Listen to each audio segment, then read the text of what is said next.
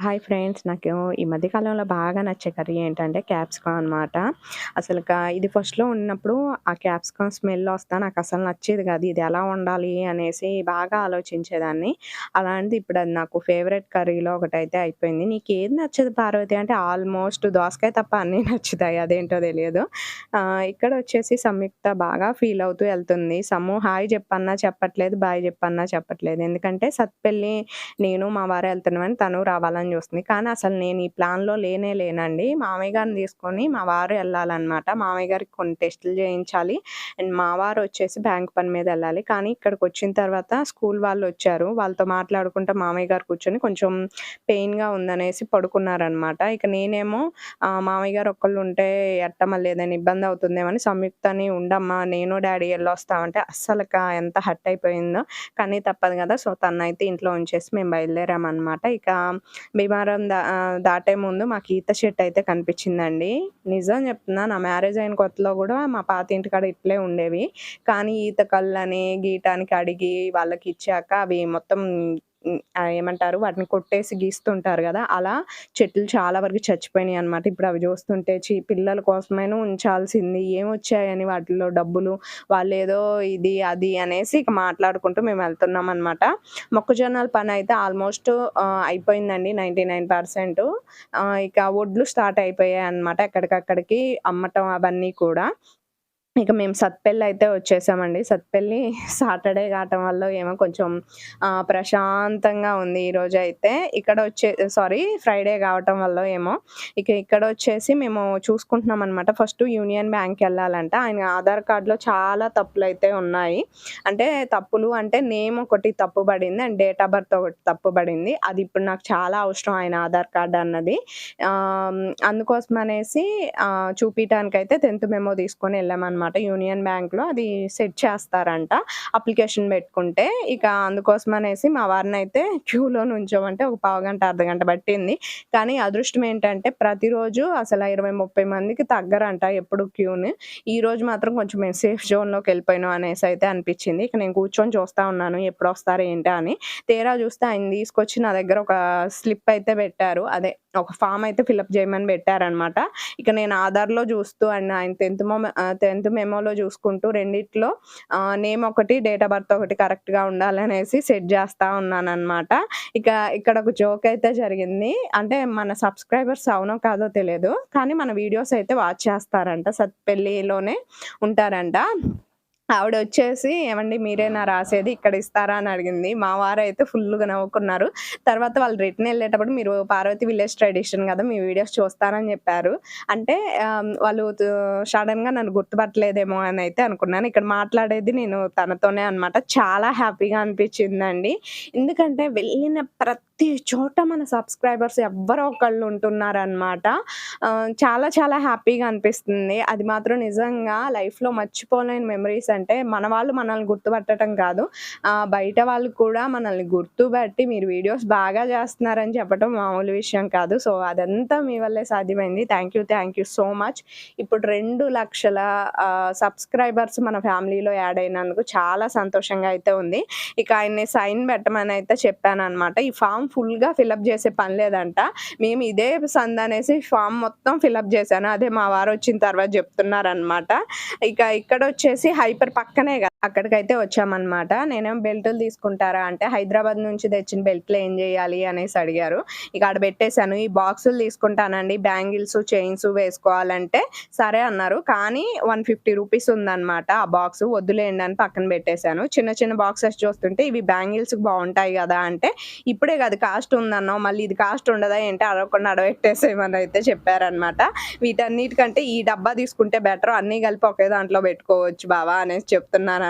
ఇక్కడ నేనొచ్చేసి "ఏం ఎతుకుతున్నావే? ఏం కావాలి నీకు?" అంటే "ఆగు చూడని ఏదో ఒకటి దొరుకుతుంది తీసుకుంటా" అంటున్నాను. "అసలు నువ్వు నిజం చెప్పు దేని పని మీద వచ్చావు? ఏం ఎతుకుతున్నావు?" అనేసి చెప్తున్నారనమాట. ఇదైతే స్నాక్స్ అలాంటివి ఏసుకోవటానికి బావుంటాయని చెప్పా. ఇక్కడ చూసారా కుల్ఫీలు అనమాట. ఇవి ఆల్రెడీ నా దగ్గర ఉన్నాయి. కనిపించట్లేదనేసి అనేసి తీసుకుంటా అన్నా. ముందు కనపడకుండా పోయినాయేమో ఎతుకు, తర్వాత అప్పుడు చూసుకుంది గానిలే అనేసి అంటే, సర్లే రేట్ ఎక్కువ ఉంది వద్దులే అని పక్కన పడేశాను. ఇక్కడ చాకులనేసి పీలర్ ఒకటైతే చూస్తున్నామండి. నేనొకటి తీసుకుంటున్నా అంటే, అది కాదమ్మాయి కొంచెం గట్టిగా ఉండాలి. మనం పట్టుకొని లాగినప్పుడు మామిడికాయలు అవి తీసేటప్పుడు ఇబ్బంది లేకుండా ఉండాలి అంటే, ఎందుకు బావ నీకిలా ఎలా తెలుస్తది అంటే, నీ ఎంకమ్మ నీకేడొస్తుంది ఆ మామిడికాయలు చిక్కు తీయటం, నేనేగా తీసేదనేసి నవ్వుతున్నారనమాట.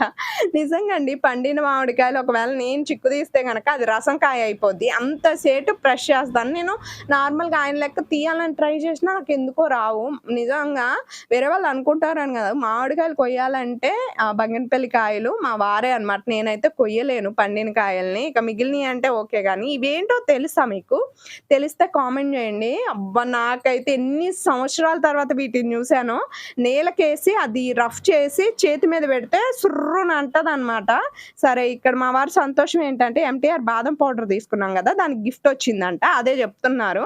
ఫస్ట్ మేము చూసుకోకుండా బయటకొచ్చాం. తర్వాత బయటకొచ్చి లెక్కేసుకునేటప్పుడు ఆ పౌడర్‌ది చూస్తే ఫ్రీ అని ఉంది. తీసుకొచ్చారు. అదే చూసి హ్యాపీగా ఫీల్ అవుతున్నారు. అమ్మో! ఇది పోతే ₹20 పోవు అనేసి. సో, అలాగా ఇక మేము మాట్లాడుకుంటా కిందకైతే దిగాము. ఏమైనా తింటావా అంటే నాకేం వద్దు. ఒక జ్యూస్ మాత్రం ఇప్పించండి. బాగా దాహమేస్తుందని చెప్పాను. జ్యూస్ గాదు ఏదో యూనో కార్డ్ లాంటిది తీసుకోవాలంట సంయుక్తకు ముందట బా కుమార్ బుక్ స్టోర్‌కి అనేసి చెప్పారనమాట. మేము 99% అక్కడికే వెళ్తామండి. అంటే ఆ 1% ఎక్కడికెళ్తారక్క అంటే, ఆ 1% కూడా మేము అక్కడికే ఎళ్తాము.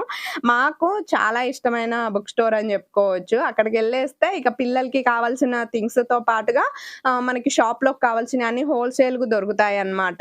ఇక ఇక్కడొచ్చేసి మేము జ్యూస్ షాప్‌కయితే వచ్చాము. అక్కడికెళ్ళొచ్చిన తర్వాత నాకు ఏదైనా తాగాలనిపిస్తే ఏం కాయలు లేవు. బత్తాయిలు అండ్ పుచ్చకాయ, కర్బూజా ఉంది. పుచ్చకాయ అంటే అది తింటేనే బావుంటది జ్యూస్ కంటే అనేసి నేను కర్బూజా జెప్పాననమాట.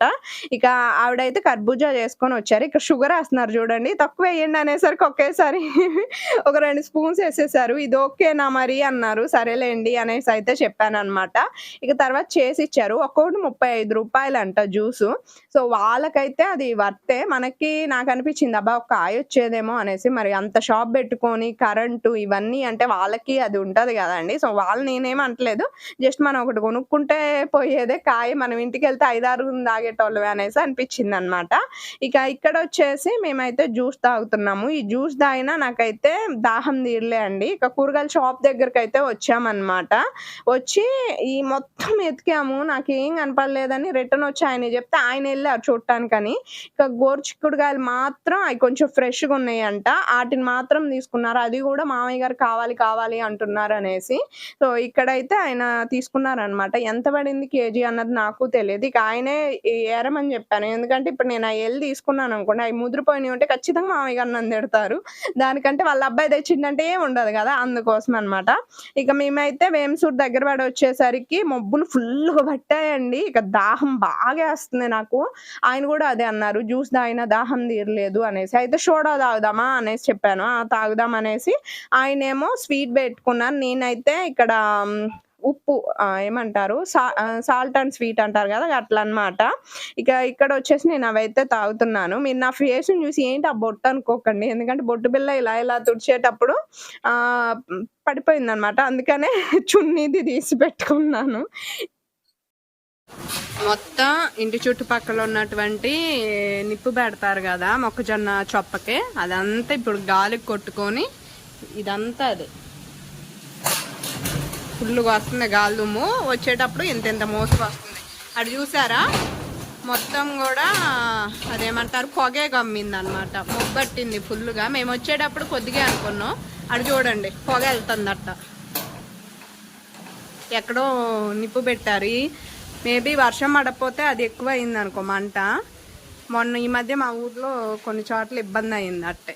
ఇదిగో మంట మొత్తం పొగే.